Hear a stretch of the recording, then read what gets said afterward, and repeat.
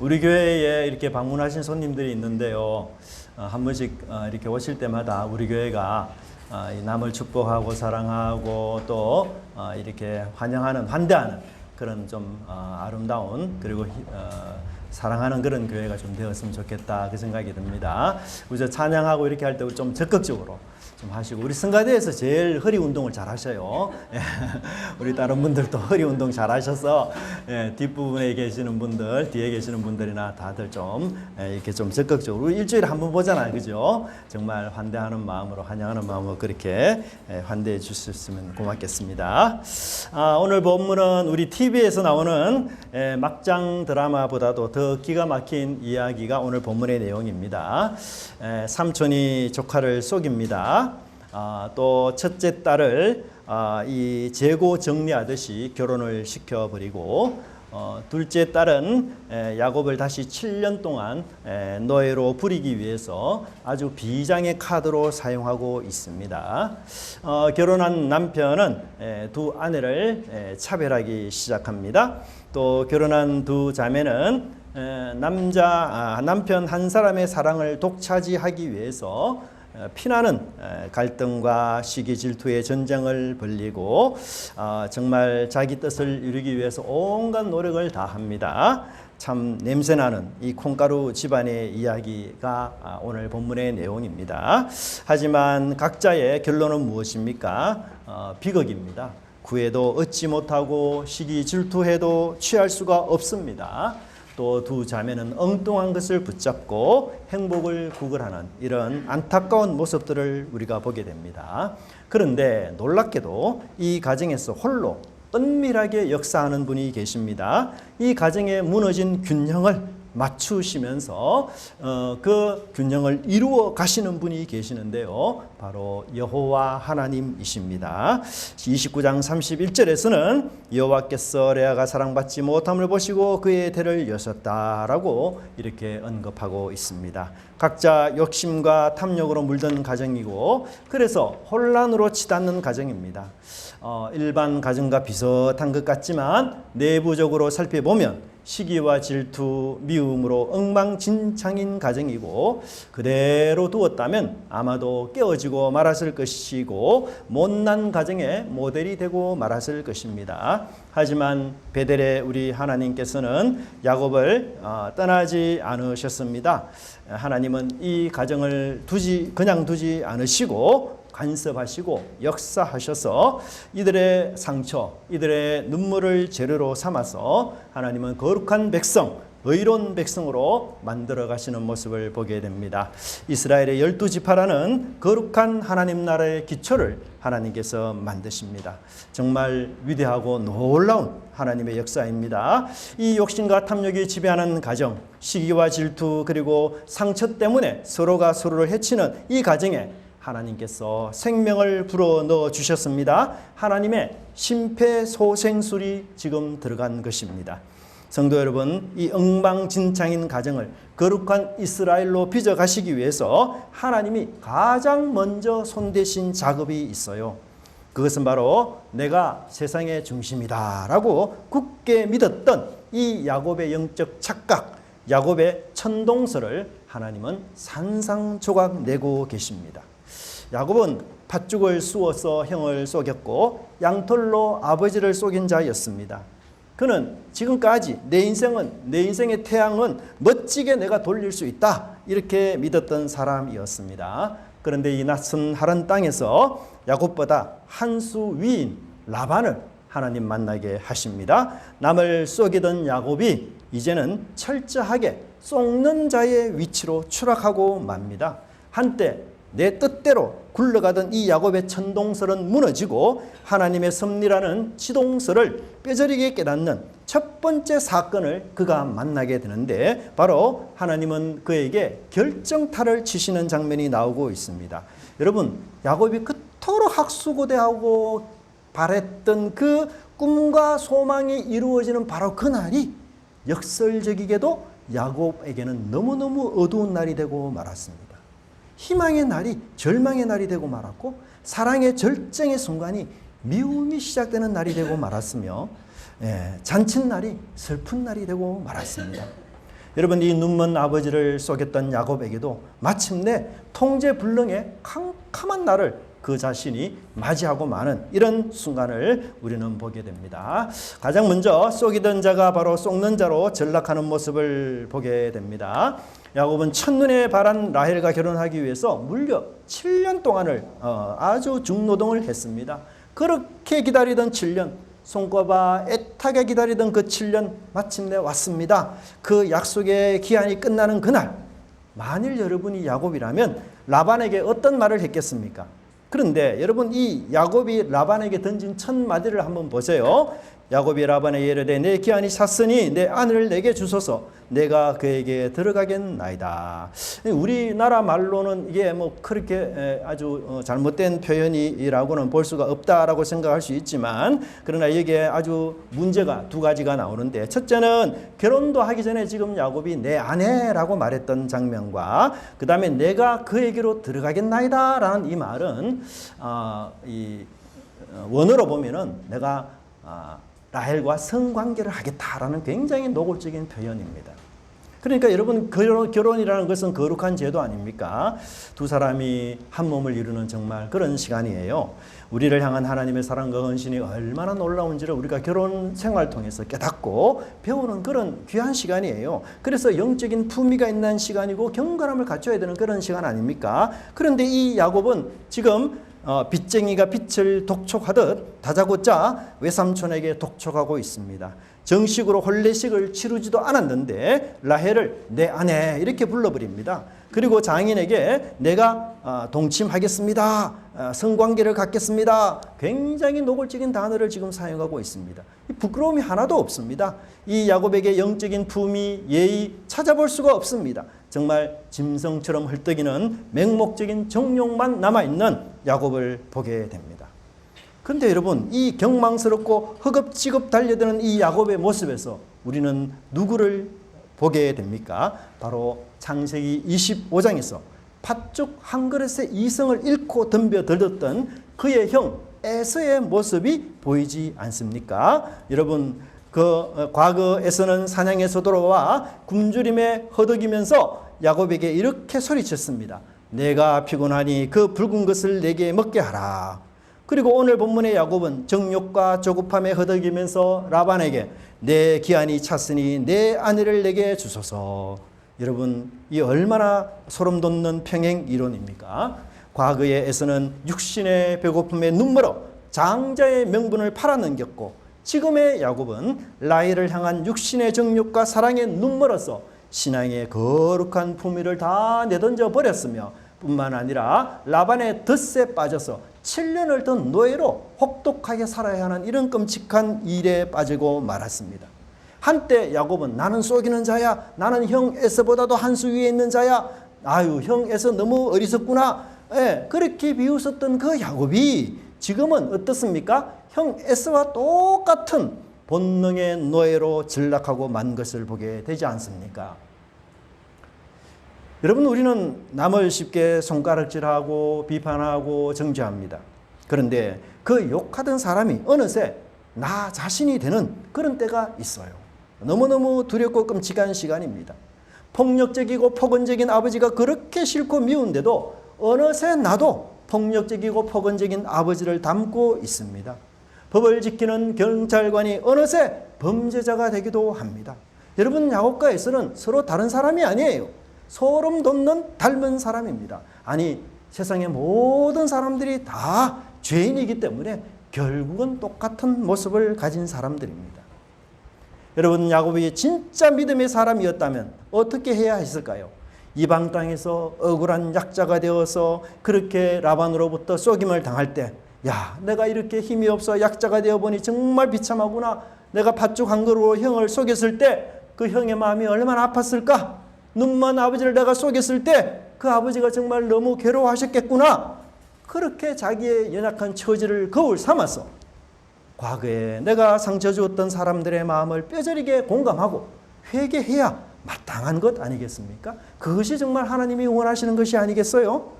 진짜 믿음의 사람은 내가 가난하고 내가 병들고 내가 시험과 여러 가지 어려움에 빠졌을 때에 나와 똑같은 세상의 사람들의 아픔을 끌어안고 공감하는 사람이 진짜 믿음의 사람입니다. 성도 여러분, 지금 여러분의 삶이 혹시 고단하십니까? 야곱처럼 억울한 자리에 있습니까? 그렇다면 내 신세를 한탄하기 이전에 과거에 내가 라반처럼 교만하게 누군가를 아프게 했는지를 살펴보시기를 바랍니다. 반대로 지금 라반처럼 권력과 힘을 쥐고 계십니까? 야곱 같은 사람 눈에 보기에 시시하게 여겨집니까? 그러면 나도 언젠가는 야곱처럼 벼랑 끝에 설 수 있다는 것을 잊지 마시고 경험손으로 무장하시는 저와 여러분이 되기를 바랍니다. 이것이 정말 하나님이 원하시는 긍휼과 자비의 삶이요 공감의 영성입니다. 환경에 카멜레온이 절대 되지 마시기를 간절히 바랍니다. 드디어 외삼촌 라반은 동네 사람들을 다 모아서 큰 잔치를 엽니다. 고대 중동의 신부는 여러분 오늘날의 신부들과 달리 이 두꺼운 아주 면사포를 얼굴에 가렸습니다. 그래서 이 얼굴을 가린 신부의 얼굴을 볼 수가 없었습니다. 뿐만 아니라 이 신혼방의 그 신혼방은 아주 칠흑같이 어두운 그런 곳이었어요. 야곱이 라헬이라고 생각하고 하룻밤을 지냈습니다. 다음날 아침 해가 뜨고 야곱이 눈을 떴는데 소스라치게 놀랍니다. 왜요? 자기 품에 안긴 여자가 누구였습니까? 사랑하는 라헬이 아니라 레아였습니다. 끔찍한 반전이 일어난 거예요. 야곱은 이 순간 희망이 절망으로 사랑이 미움으로 신뢰가 배신으로 변하는 그런 순간이었어요. 화가 머리끝까지 올라간 이 야곱이 외삼촌을 향하여 따지고 있지 않습니까? 어찌하여 나를 이렇게 속이십니까? 그런데 이 라반이 너무 뻔뻔하게 대답하고 있지 않습니까? 26절과 27절에 라반이 이르되 언니보다 아우를 먼저 주는 것은 우리 지방에서 하지 아니하는 바다. 결국 야곱은 다시 라헬을 위해서 7년을 또다시 일해야 되고 무려 14년을 이렇게 끔찍한 노예 생활을 하게 됩니다. 여러분, 이 기가 막힌 사기극 속에서 우리가 발견할 수 있는 영적인 끔찍한 원리가 있어요. 그게 뭔가 하면 바로 죄의 부메랑 효과입니다. 야곱이 과거에 무슨 짓을 했습니까? 눈먼 아버지 이삭을 속였어요.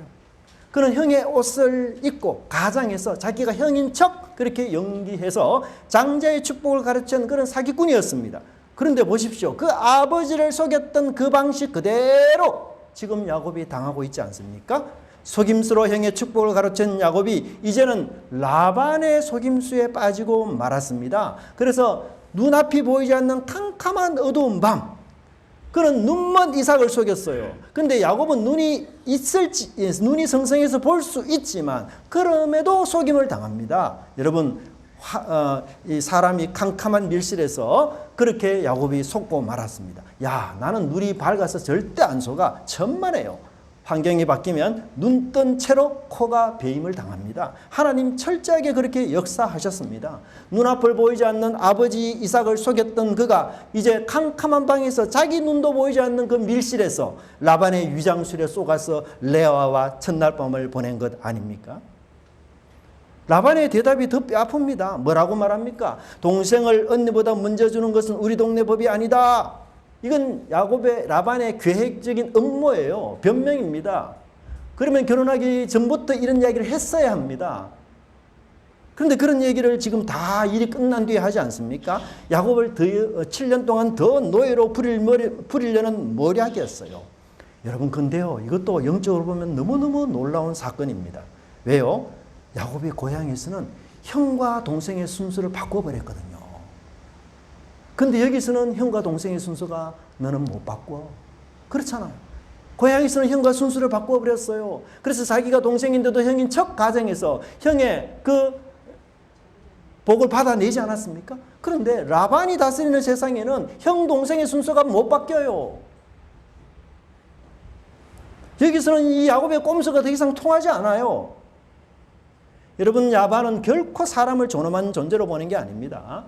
이 사람을 굉장히 돈벌이 수단으로 보는 지독한 물질 만능주의자가 라반이에요. 친딸마저도 조카의 노동력을 착취하는 미끼로 사용했습니다. 그런데 하나님은 이 악독한 라반을 야곱의 몽둥이로 지금 들어쓰고 계십니다. 속이는 자 야곱의 그 못된 기질, 그것을 깨뜨리기 위해서 하나님께서는 야곱을 교화하고 거룩하게 하기 위해서 몽둥이로 용광로로 지금 라반을 사용하고 계십니다. 여러분, 우리 현대인들은 참 영악합니다.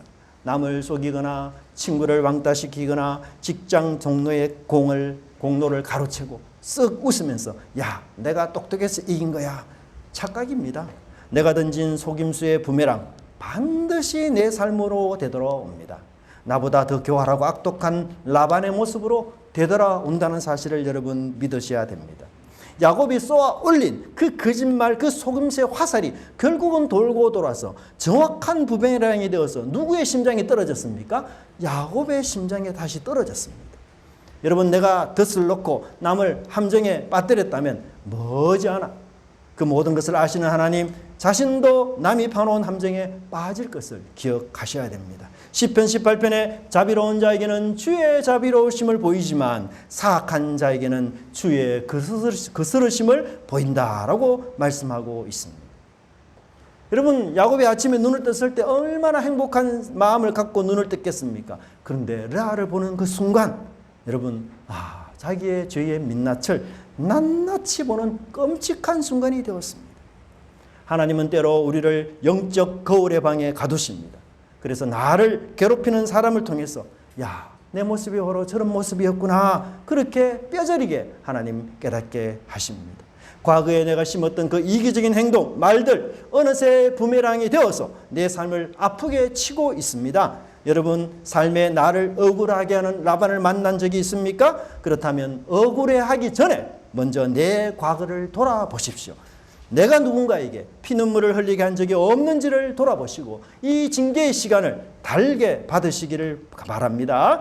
억울한 속임수 속에서 내가 고통을 겪어야만 내 안에 거짓된 자아가 산산조각이 나고 깨어지고, 그래서 진짜 하나님의 사람으로 우리가 빚어질 수가 있음을 반드시 기억하시기를 바랍니다. 하나님은 이 야곱에게 험악한 세월을 고생시킨 그 이유는 멸망시키기 위한 저주가 아니라 위대한 이스라엘로 야곱을 하나님이 다시 태어나게 하기 위하여 거룩한 수술을 하는 그런 시간이었음을 우리가 깨닫고 이 훈련의 시간을 감사함으로 이겨내는 저와 여러분이 되시기를 간절히 바랍니다. 우리가 첫 번째 대지에서는 남을 속이던 이 야곱이 철저하게 라반에게 속는 장면을 보았습니다. 그런데 사실은 이 라반이 벌린 끔찍한 사기극의 가장 큰 피해자는 야곱이 아니에요. 진짜 억울하고 진짜 비참한 희생자는 누굽니까? 바로 언니 레아였습니다. 여러분, 야곱의 눈에 레아는 존재하지 않는 사람이에요. 야곱의 세계에 레아는 있지 않는 사람이에요. 투명인간입니다. 그런데 인간의 시선이 철저히 외면된 바로 그 어두운 곳에 소름 돋는 반전이 일어나기 시작하는데, 우주의 진짜 주인이신 하나님이 과연 그 시간에 누구를 쳐다보고 계시는지, 그것이 바로 두 번째 대지에 나오는 내용입니다. 야곱은 두 아내를 얻었습니다. 그러나 편애가 시작이 되었습니다. 라헬만 예뻐했습니다. 언니 레아는 철저하게 버림받았습니다. 여러분, 레아의 인생을 한번 생각해 보세요. 아버지는 자기를 미끼로 팔아버렸습니다. 또 남편 야곱은 어떻습니까? 아버지 라반과 작당해서 나를 쏘길래 했구나, 그래서 괘씸하게 생각했을 것이고 꼴도 보기 싫을 것이고 나는 원치 않는 결혼을 했어 라고 생각했을 것입니다. 그런데 동생 라헬은 또 어떻습니까? 결혼하자마자 남편의 사랑을 독차지합니다. 레아를 무시합니다.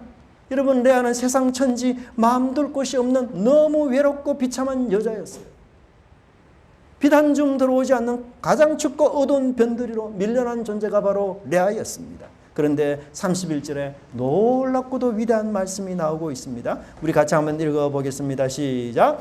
여호와께서 레아가 사랑받지 못함을 보시고 그의 태를 여셨으나 라헬은 임신하지 못하였더라. 여러분, 이 구절에 얼마나 놀라운 무게감이 있습니까? 원어에서 레아를 단순히 덜 사랑받았다라는 뜻이 아니에요. 정오의 대상이 되고 미움의 대상이 되었다, 이런 뜻입니다. 야곱에게 레아는 투명인간이에요. 불충격입니다. 그런데 기막힌 반전이 여기 일어나지 않습니까? 하나님의 시선이 레아에게 닿았던 것입니다.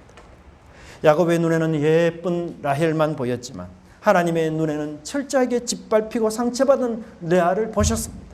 밤마다 백인잎으로 눈물을 적시는 그 레아의 멍든 가슴을 하나님이 친히 보신 것입니다.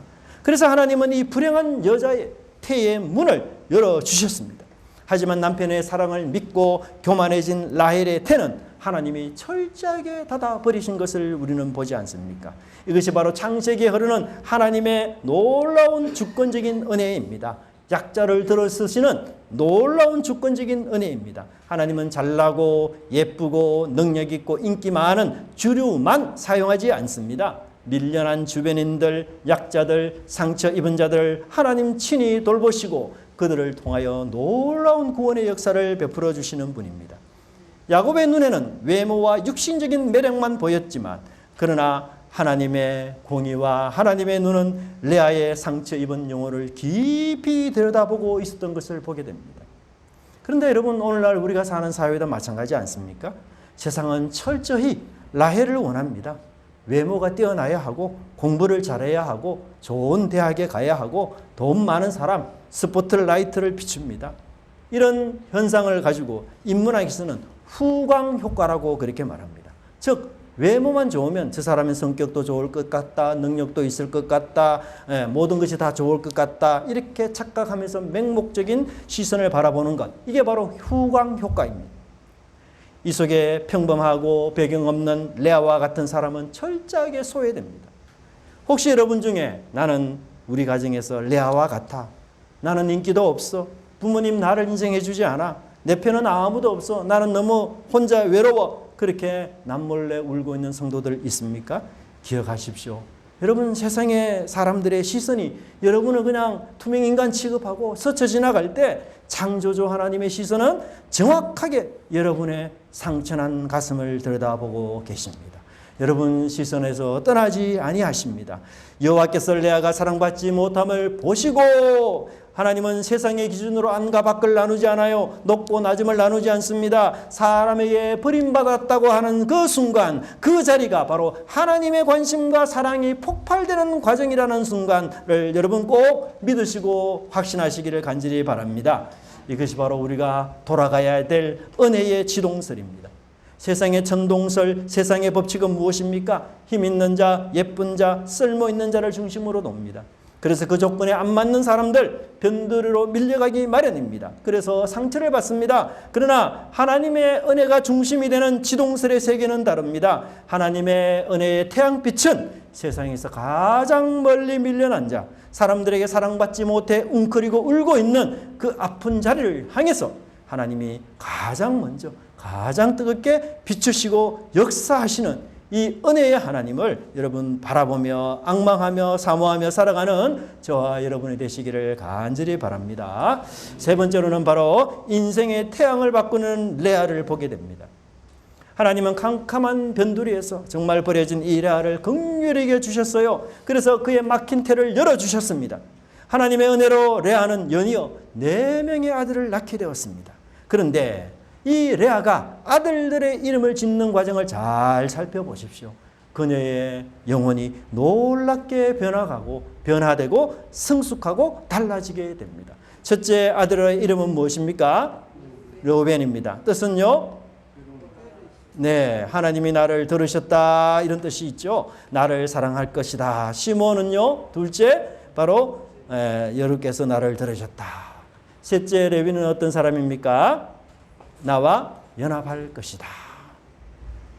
여러분, 이 첫째부터 셋째를 낳는 이 레아의 시선, 오직 누구에게 지금 꽂혀 있습니까? 남편 야곱에게 꽂혀 있어요. 하나님이 지금 기적을 베풀어 준 거 아닙니까? 그런데도 불구하고 레아의 시선은 어디에 있습니까? 바로 하나님이 아니라 남편 야곱을 향해 있습니다. 이 야곱은 레아는 이 아들을 낳고 이제 남편이 나를 쳐다보겠지, 이제 남편이 나를 사랑하겠지, 그래 이제 남편은 나와 떨어질 수 없는 관계야, 연합되었어, 이렇게 남편의 사랑, 남편의 애정에 목말라 하면서 그렇게 심히 헐떡였습니다. 아들을 낳는 기쁨보다는 이 레아는 어떻게 하든지 이 아들을 무기 삼아서 남편의 사랑을 좀 쟁취해 보겠다라는 처절한 몸부림을 쳤습니다. 레아의 인생의 태양은 누구였습니까? 하나님이 아니고 남편 야곱이었어요. 남편의 눈길 한 번, 남편의 사랑 한 줌 얻기 위하여 아둥바둥 매달리며 태양 같은 남편을 뱅뱅 주위에 돌고 있는 달과 같은 처지가 바로 레아였습니다. 하지만 여러분, 세상의 사람의 사랑은 결코 우리 영혼의 갈증을 채워주지 못합니다. 태양이 될 수가 없어요. 레아가 아들 셋이나 낳으면서 피눈물 나는 구애를 남편에게 했지만 야곱의 마음은 끝내 돌아오지 않았습니다. 사람을 우상으로 삼고 그 주변을 맴도는 인생의 결말은 이처럼 언제나 허무와 상처뿐입니다. 그런데 바로 이때 레아의 인생에 위대한 영적 지각 변동이 일어납니다. 천동설에서 지동설로 바뀌는 순간입니다. 태양이 남편에서 하나님으로 바뀌는 순간입니다. 바로 넷째 아들을 낳았을 때 아닙니까? 레아의 입술에서 엄청난 반전이 터져 나옵니다. 35절 우리 같이 한번 읽어보겠습니다. 그가 또 임신하여 아들을 낳고 이르되 내가 이제는 여호와를 찬송하리로다 하고 이로 말미암아 그가 그의 이름을 유다라 하였고 그의 출산이 멈추었더라. 여러분, 넷째 아들을 레아가 낳는 순간 이 레아의 영혼에 청청병력 같은 깨달음이 왔습니다. 야곱을 태양으로 삼았다가 이제부터는 나의 태양은 하나님이다. 나에게 은혜를 베풀어 주시고 다함이 없는 사랑으로 나를 보듬어 주시는 분은 하나님이다 라고 그렇게 선언한 것입니다. 내가 인간의 사랑을 구걸한다고 해서 얻어지는 것이 아니구나. 내 남편은 결코 내 인생의 구원자가 될 수 없구나. 비록 남편은 나를 안 보지만 저 높은 하늘에서 언제나 나를 사랑하시고 내게 생명으로 충만하게 임재해 주시는 진짜 내 남편은, 진짜 내 인생의 주인은 바로 여호와 하나님 한 분뿐이구나.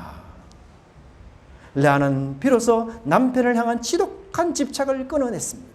남편이라는 우상을 끌어내렸습니다. 그리고 그 시선을 남편에게서 이제 창조주 하나님께로 수직 상승시켰습니다. 그리고는 그녀가 뭐라고 고백합니까? 내가 이제는 여호와를 찬송하리로다. 같이 한번 했으면 좋겠습니다. 시작. 내가 이제는 여호와를 찬송하리로다. 남편을 태양으로 삼은 그녀는 탄식과 눈물과 서러움이 끊이지 않는 인생이었어요. 그런데 이제 하나님을 태양으로 삼으니 자신의 인생, 이 레아의 인생이 찬양으로 바뀌는 위대한 신앙의 전환이 이루어진 것입니다. 여러분, 이 신앙 고백의 놀라운 은혜가 무엇인지 아십니까? 하나님께서 이 다윗 왕을 누구의 후손을 통해서 낳게 하셨습니까? 바로 라헬이 아니라 레아의 후손을 통해서 다윗 왕이 오게 하셨어요. 뿐만 아니라 못생기고 소외되었던 이 레아의 넷째 아들 유다를 통해서 하나님은 온 인류를 구원하실 메시아 예수 그리스도를 이 땅에 보내주셨습니다. 무엇을 말합니까? 사람에게 버림받은 여자, 남편에게 사랑받지 못한 여자, 그렇지만 하나님의 사랑에 감사하며 살아가는 이 레아를 하나님께서 인류의 구원의 통로로 메시아의 어머니로 그렇게 우리에게 세워주셨다는 말씀을 우리에게 하고 있지 않습니까? 여러분, 우리는 우리 삶을 누구 중심으로 살아가고 있습니까? 야곱처럼 내 잔머리, 내 능력, 그것이 바로 내 인생의 중심입니까? 아니면 레아처럼 자식의 성공에 목을 메고 배우자의 사랑에 목을 메고 그렇게 엉뚱한 우상을 태양 삼아서 행복을 구걸하면서 집착하는 그런 삶을 살고 있습니까? 르벤을 낳았습니다. 내가 이 대학만 가면 정말 행복할 거야. 시몬을 낳았습니다. 내가 이 직장이면 들어가면 내 인생 이제 고민 끝이야. 레위를 낳았습니다. 돈만 많이 벌면 난 세상에 인정해 줄 거야.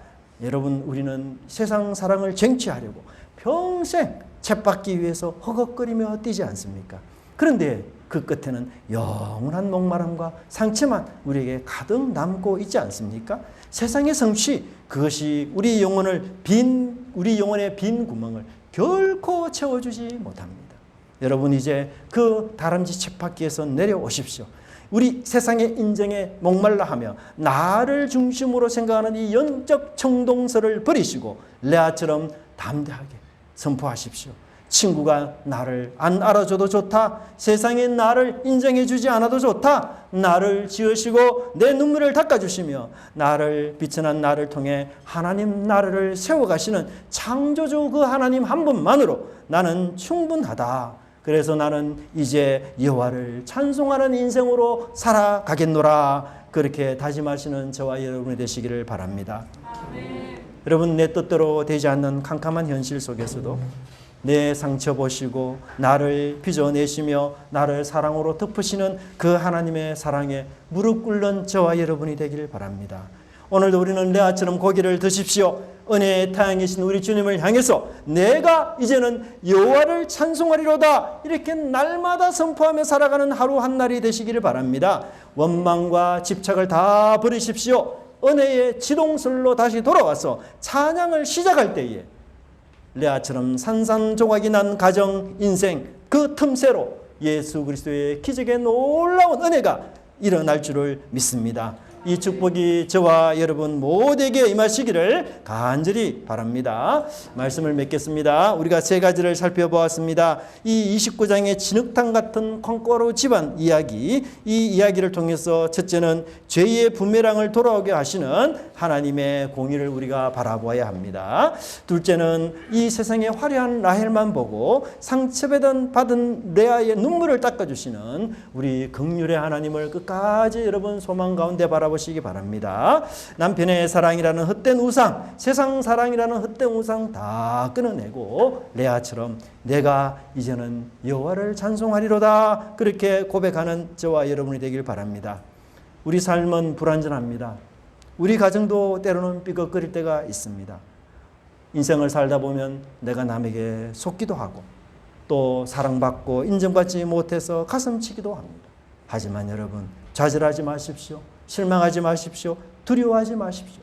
하나님은 완벽한 사람만을 사용하지 않으십니다. 상처받고 험이 많고 사람들 속에서 소외되어 살아가는 연약한 자들, 미련한 자들, 주변으로 밀려난 자들을 하나님의 시선은 결코 끊이지 않습니다. 하나님은 그를 끝까지 쳐다보시고 그에게 다함이 없는 은혜를 베풀어 주셔서 기어코 레아처럼 내가 이제는 여호와를 찬송하리로다 라는 고백을 하게 만드시는 위대하고도 놀라운 우리 하나님 아버지이심을 저희들이 믿고 살아가시기를 바랍니다. 여러분, 세상 사랑에 구걸하지 마시고 나를 눈동자처럼 살피시는 그 하나님의 시선 아래에서 여러분 참된 자존감을 회복하시고 하나님의 백성으로서 담대한 믿음으로 살아가는 저와 여러분의 인생이 되시기를 간절히 바랍니다. 기도하겠습니다. 하나님, 속고 속이는 야곱의 가정 속에서도 묵묵히 균형을 잡으시고 구원의 역사를 이루고 가시는 우리 하나님 아버지의 크신 은혜를 찬양합니다.